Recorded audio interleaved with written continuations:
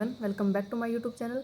Friends, Uttarakhand में आजकल exam में एक ट्रेंड और दिख रहा है कि ये जो भी हमारे स्पोर्ट्स हैं या खिलाड़ी हैं उनके बारे में भी कुछ क्वेश्चंस को पूछे जा रहे हैं कि हाल ही में जो भी चर्चाओं में रहते हैं, यानी कि पिछले 2 या 3 साल से जो भी चर्चाओं में रहते हैं उसी के बारे में ये लोग पूछ लेते हैं। तो इसी के बेसिस पे हम देखने वाले हैं।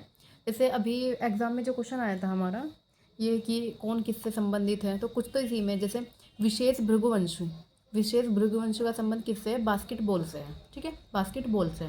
और जब बास्केटबॉल की बात आई है तो आपको एक और नाम याद रखना है, हरिदत्त कापड़ी।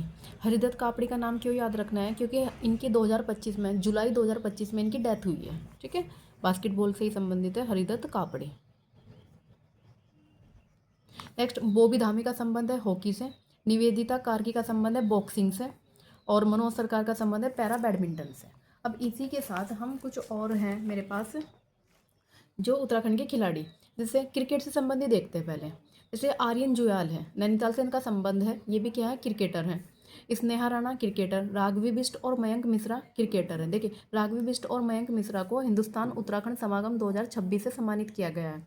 यजुवेंद्र चौधरी और देवेंद्र बोरा उत्तराखंड प्रीमियर लीग में थे। ये भी इनका संबंध क्रिकेट से है। और आकाश मधवाल, अनुज रावत, इनका संबंध भी क्रिकेट से है। अब देखिए, क्रिकेट में और है हमारे, जैसे मयंक मिश्रा, आकाश मधवाल और मनीष पांडे। आकाश मधवाल, मयंक मिश्रा और मनीष पांडे, इनका भी संबंध किससे है? क्रिकेट से है। अब क्रिकेट में ही एक दो नाम आप और याद रखिए, आदित्य रावत, कुणाल चंदेला और दीक्षांशु नेगी। ठीक है, आदित्य रावत, कुणाल चंदेला और दीक्षांशु नेगी, इनका संबंध भी किससे है? क्रिकेट से है। फिर इसी से रिलेटेड हम और देखते हैं। अब देखिए, वॉक रेस, ये इन्होंने ओलंपिक में पार्टिसिपेट किया था।